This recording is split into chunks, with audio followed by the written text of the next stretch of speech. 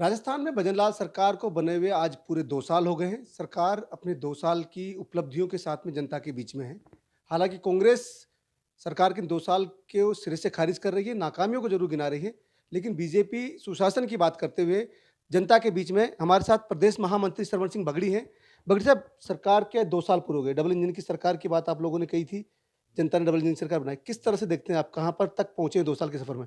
जी, देखिए, सरकार के 2 साल बेमिसाल रहे हैं और साथ ही साथ आज 15 दिसंबर है। माननीय यशस्वी मुख्यमंत्री जी भजनलाल जी शर्मा का जन्मदिवस भी है।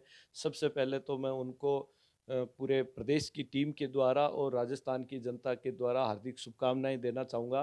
पिछले 2 सालों के अंदर जिस प्रकार से भारतीय जनता पार्टी की सरकार में माननीय मुख्यमंत्री भजनलाल जी शर्मा ने जो काम किए हैं, कोई भी पार्टी जब चुनाव में जाती है तो अपना घोषणा पत्र जारी करती है। उस घोषणा पत्र का जारी करती है, वो 5 साल में काम पूरा करना होता है। लेकिन माननीय मुख्यमंत्री जी भजनलाल जी शर्मा ने 2 साल के अंदर भी 70% से अधिक काम पूरा कर दिया है और बाकी काम भी प्रोसेस के अंदर है, धरातल पे दिखने लगे हैं। लेकिन आप देखिए कि कांग्रेस ने पिछले 5 साल में क्या किया? उन्होंने पूरे 5 साल में सिर्फ एक दूसरे की टांग खिंचाई की और माननीय मुख्यमंत्री जी पूर्व जो गहलोत जी हैं, वो अपनी सिर्फ कुर्सी बचाने के लिए लगे रहे और आपस में अपनी पार्टी के लोगों को लड़ाते रहे।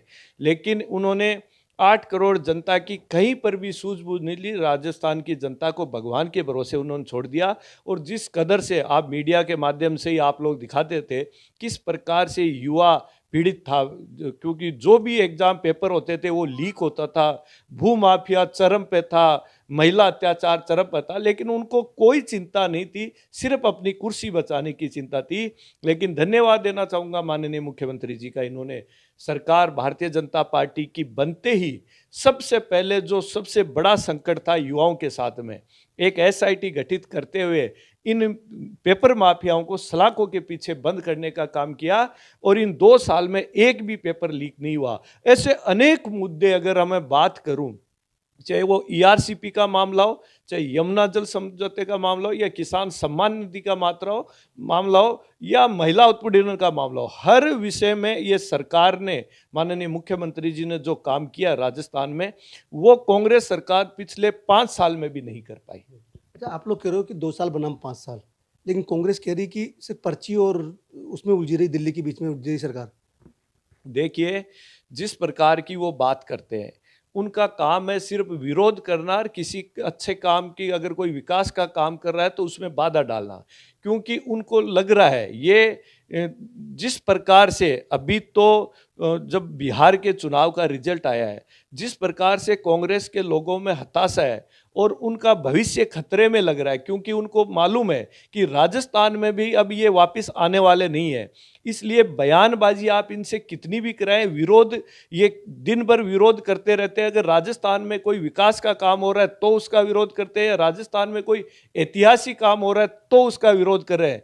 तो भगवान ने भी ये सोचा है कि इनकी विरोध करने की बड़ी इच्छा है, तो ये हमेशा विरोध में ही रहे, ऐसा भगवान ने तय कर रखा है इनके लिए। इसलिए विपक्ष में ही बिठाया और आगे भी बैठे रहेंगे। अच्छा, आप लोग कह रहे हैं कि हमने इन्वेस्टमेंट के हिसाब से राजस्थान में अर्थव्यवस्था मजबूत हो, 2047 का विजन जो लेके चल रहे हैं उसके हिसाब से आप लोगों ने पहले ही साल में इन्वेस्टमेंट समिट किया, फिर उसके बाद प्रवासी राजस्थान दिवस किया।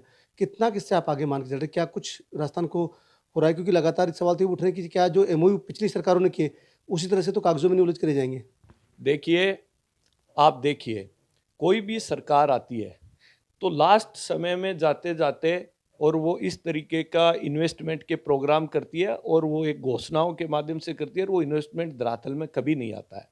माननीय मुख्यमंत्री जी भजनलाल जी ने मुख्यमंत्री बनते ही पहले ही साल में राइजिंग राजस्थान का प्रोग्राम किया और प्रवासी जितने भी बाहर, चाहे विदेशों में हो या अन्य स्टेट में हो, उन सबको बुलाया और इस राजस्थान को विकसित राजस्थान बनाने के लिए, प्रगतिशील राजस्थान बनाने के लिए इन्वेस्टमेंट के माध्यम से उनको राजस्थान में आने के लिए आमंत्रित किया।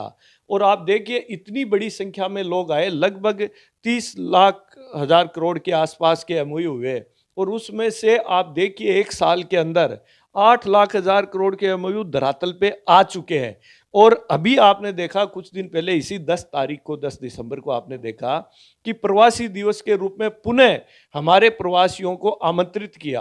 प्रवासियों ने इतना इंटरेस्ट दिखाया, उनको लगा कि राजस्थान के अंदर एक हमें सुरक्षा देने वाली सरकार आई है, हमें किसी प्रकार का डर नहीं है।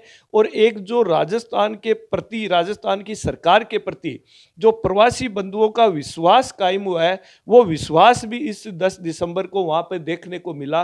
और बड़े बड़े इंडस्ट्री जितने भी लोग थे, उन्होंने इच्छा जाहिर की कि राजस्थान अब व्यापार की दृष्टि से सबसे सुरक्षित प्रदेश है और यहाँ पे किसी प्रकार की प्रवासी बंधुओं को, उद्योगपतियों को परेशानी नहीं हो, इसके लिए भी माननीय मुख्यमंत्री जी ने एक अलग से सेल भी बनाई है। उससे उनको विश्वास आया कि राजस्थान व्यापार की दृष्टि से सबसे सुरक्षित और उत्तम राजस्थान है। इसलिए उन लोगों ने यह इंटरेस्ट दिखाया और आने वाले दिनों में, ये अभी 2 साल पूरे हुए हैं, बाकी 3 साल मुख्यमंत्री जी भजनलाल जी की अभी बाकी है।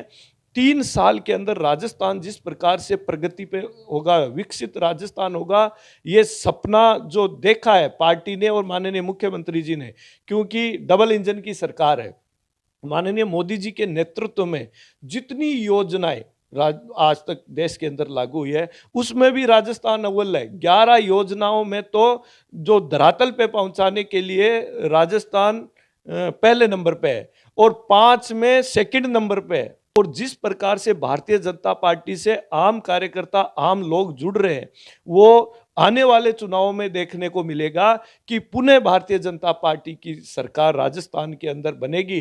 और जो 5 साल का जो खेल चल रहा है, वो इस बार ये रिकॉर्ड टूटेगा और पुनः भारतीय जनता पार्टी की सरकार राजस्थान में बनेगी।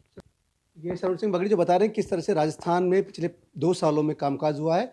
भले ही कांग्रेस आरोप लगाती हो, लेकिन उन्होंने साफ कर दिया कि सरकार ने जिस तरह से काम किया है, उसकी वजह से आज हर वर्ग, चाहे युवा हो, चाहे महिलाएं हो, चाहे व्यापारी हो, हर व्यक्ति सुरक्षित महसूस कर रहा है और राजस्थान की प्रगति में अपनी भागीदारी निभाना चाहता है। सहयोगी विजेंद्र के साथ जसवंत सिंह, ईटीवी भारत, जयपुर।